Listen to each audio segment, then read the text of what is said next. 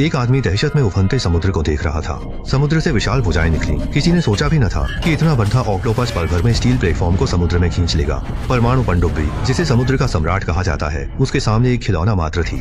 2025 की नवीनतम monster thriller extreme cold सबमर्शन में आपका स्वागत है। विशाल आर्कटिक आइस शीट पर एक अंतर्राष्ट्रीय वैज्ञानिक दल एक मिशन पर था। उन्होंने सोनार उपकरण समुद्र में डाले, लेकिन ठीक उसी वक्त एक रूसी पनडुब्बी नीचे से गुजरी। डेटा इकट्ठा कर रही जूलियट को अचानक गड़बड़ महसूस हुई। बर्फ पर लगे तंबू हल्के से हिल रहे थे। बर्फ के छेद से पानी के छींटे फूटने के साथ ही दूर की बर्फ अचानक से फटने लगी। साथ ही ऑस्कर को एहसास हुआ कि वे शायद बर्फ में दरार से हुआ है। उसने जूलियट को जल्दी निकलने को कहा। दोनों स्नोमोबाइल पर भागे, पर बर्फ उम्मीद से तेज टूट रही थी। ऑस्कर ने दूर से शिविर को ऊपर उठते देखा। वह चिल्लाया और अपनी मोटरसाइकिल को बर्फ के टुकड़ों से टकराने दिया। जब तक वे होश में आए, शिविर बर्फ के टुकड़ों सहित समुद्र में डूब चुका था। इसी तरह की अचानक आई मुसीबत पनडुब्बी को भी झेलनी पड़ी। पहले उसे भारी टूटी हुई बर्फ ने टक्कर मारी, फिर उपकरण अलार्म बजाने लगे। पनडुब्बी किसी चीज में उलझकर तेजी से डूब रही थी। आखिरी पल में कप्तान ने सिग्नल छोड़ने का आदेश दिया, उम्मीद में कि नौसेना जल्द ही बचाव के लिए आएगी। बमुश्किल बचे जूलियट और ऑस्कर का मरने का मन कर रहा था। बर्फीले तूफान में पूरा दिन झेलने के बाद उनके पास न तो भोजन था और न ही सैटेलाइट फोन पर सिग्नल। बर्फीली चट्टान तक पहुंचने के बाद ही वे एक ड्रिलिंग प्लेटफॉर्म से संपर्क कर पाए, लेकिन तूफान इतना तेज था कि प्लेटफॉर्म भी बचाव के लिए किसी को नहीं भेज सका। जब दोनों निराश थे, जूलियट ने दूर बर्फ पर एक लाल बत्ती चमकती देखी। वे उम्मीद से दौड़े, लेकिन वह रूसी पोजीशनिंग बीकन था। ऑस्कर सोचने लगा, क्या आसपास रूसी सैन्य अड्डा है? अचानक उनके पैरों के नीचे की बर्फ कांपने लगी। जूलियट को लगा बर्फ में दरार आ गई है और उसने डलकर पीछे मुड़कर देखा तो एक पनडुब्बी बर्फ से ऊपर आ गई। दोनों वहीं जम गए जैसे पत्थर बन गए हों।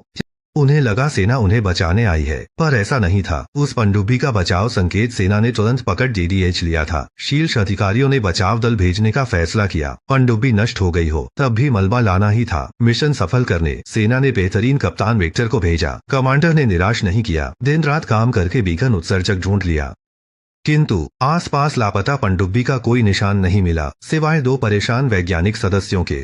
विक्टर ने उन्हें पहले अपनी पनडुब्बी में ले जाने का निर्णय लिया, अन्यथा वे बर्फीले इलाके में 2 दिन में ठंड से मर जाते। विक्टर का एक और उद्देश्य दुर्घटनाग्रस्त पनडुब्बी की जानकारी जुटाना था, परंतु जूलियट के पास भी बहुत कम जानकारी थी कि उस दिन के संकेत रूसी पनडुब्बी से थे। जूलियट ने अनुमान लगाया कि दुर्घटना बर्फ के टूटने से संबंधित है। पहले उसने इसे समुद्री भूकंप माना, पर अब नहीं, क्योंकि निगरानी उपकरण ने भूगर्भीय गतिविधि में कोई असामान्यता नहीं पकड़ी थी। जूलियट ने बहुत विचार कर अनुमान लगाया कि इतनी बड़ी घटना, यह एक विशालकाय समुद्री जीव ही होगा। यह सुनकर विक्टर को अपनी हाल की अजीब घटना याद आई। जब वे आर्कटिक वृत्त क्षेत्र के पास पहुंचे तो जासूस ने एक अजीब संकेत पकड़ा। अनुभवी सैनिक ने तुरंत पहचान लिया कि वे व्हेल के झुंड से मिले हैं, लेकिन अजीब बात यह थी कि ये विशालकाय जीव हमेशा शांत होते हैं, पर इस बार वे पनडुब्बी से जानबूझकर टकरा रहे थे, जैसे उन्हें रोकना चाहते हों। विक्टर ने बिना सोचे समझे व्हेल को भगाने के लिए कम आवृत्ति संकेत भेजने का आदेश दिया। जासूस ने खबर दी कि कप्तान का तरीका सफल रहा, लेकिन फिर उसने समुद्र तल पर एक और बड़ा अज्ञात संकेत पकड़ा। विक्टर स्क्रीन को घूरता रहा। वह समझ नहीं पा रहा था कि यह क्या है। किसी को पता नहीं चला, लेकिन एक व्हेल जहाज के नीचे से गुजरी और अचानक एक विशालकाय टेंटिकल ने उस पर हमला किया और अगले ही पल वह सीधे समुद्र के तल की ओर गिरने लगी। इसी दौरान विक्टर को भी लगा कुछ तो गड़बड़ है। संकेत में दिख रहा विशालकाय जीव उनकी ओर आ रहा था। उसके पास जानकारी कम थी, इसलिए उसने हमला करने की हिम्मत नहीं की। बस पनडुब्बी को बर्फ की दरार में ले जाने का आदेश दिया। वह जीव बहुत बड़ा था, इसलिए उसका पीछा करते हुए अंदर आना नामुमकिन था। विक्टर के फैसले ने सबको फिर बचाया। पनडुब्बी को बर्फ में रोककर बड़े जीव से छुटकारा पाया। जूलियट की बातें सुनकर विक्टर ने अनुमान लगाया कि इसी जीव ने बर्फ तोड़कर पनडुब्बी नष्ट की थी। स्वीडिश जूलियट समुद्री राक्षसों को देवता मानती थी, इसलिए इसमें शामिल नहीं होना चाहती थी। उसने विक्टर से उसे और उसके साथी को ड्रिलिंग प्लेटफॉर्म पर भेजने का अनुरोध किया और अपने साथी को वहां पहुंचा दे। विक्टर ने नक्शा देखा। ड्रिलिंग प्लेटफॉर्म पास था, जिससे वह इन दोनों बोझों से छुटकारा पाकर खुश था। हालांकि रास्ते में जासूस ने फिर से उस असामान्य संकेत को देखा। विक्टर को अशुभपूर्व ज्ञान हुआ और वह मिट्टी में चलते राक्षस को नहीं देख सका। ड्रिलिंग प्लेटफॉर्म पर पहुंचते ही विक्टर वहां के जिम्मेदार व्यक्ति से संपर्क करने वाला था, लेकिन तभी समुद्र की सतह पर अचानक विशाल लहरें उठीं। पानी से कई बड़े स्पर्शक निकले और स्टील संरचना मंच पल भर में अस्त व्यस्त हो गया। विक्टर ने पेरिस्कोप से राक्षस का पूरा रूप देख लिया। प्लेटफॉर्म पर हमला एक विशाल ऑक्टोपस राक्षस ने किया था। टीम के सदस्य दृश्य देखकर हैरान रह गए। वे हक्के बक्के थे। जब प्लेटफॉर्म समुद्र में डूब गया तब उन्हें एहसास हुआ कि पीछे हटना होगा, पर सब धीमे थे। किसी ने बताया कि विशालकाय ऑक्टोपस पास आ रहा है। विक्टर ने तुरंत 2 टॉर्पीडो दागने का आदेश दिया। विशालकाय ऑक्टोपस इतना बड़ा था कि लॉक की जरूरत न पड़ी, लेकिन 2 बड़े धमाकों के बाद भी विशालकाय ऑक्टोपस अब भी जोश में था। विक्टर को 2 और टॉर्पीडो दागने पड़े। इस बार सबको आखिरकार एहसास हुआ कि साधारण गोले विशालकाय ऑक्टोपस को नुकसान नहीं पहुंचा सकते। अफसोस, उनके पास ज्यादा वक्त नहीं था, क्योंकि विशालकाय ऑक्टोपस के बड़े टेंटिकल्स पहले ही तेजी से आ रहे थे। कमजोर पनडुब्बी पानी में डूबी लकड़ी की तरह टेंटिकल्स के हमले से लगातार पलट रही थी और चालक दल के सदस्य जरा भी हिम्मत नहीं थी। सिर्फ कैप्टन विक्टर ही शांत थे। उन्हें याद आया कि बर्फ की दरार में इंजन बंद करने के बाद ही विशालकाय ऑक्टोपस गायब हुआ था। उन्होंने तुरंत रडार और इंजन बंद करने का आदेश दिया। चालक दल ने बिना किसी हिचकिचाहट के आदेश का पालन किया और खुद भी आवाज नहीं की। यह साबित हुआ कि विक्टर सही थे। विशालकाय ऑक्टोपस सच में यह ध्वनि तरंग संकेतों से शिकार करता है, शांत पनडुब्बी को नजरअंदाज करता है। जब पनडुब्बी धारा के साथ खतरे के क्षेत्र से निकली तो नाविक दल ने राहत की सांस ली और जहाज के नुकसान की मरम्मत में जुट गए। सबसे खतरनाक जलता हुआ टॉर्पीडो डिब्बे था। सबने एकजुट होकर काम किया और मुश्किल से आग पर काबू पाया, पर कई घायल कर्मी बढ़ गए।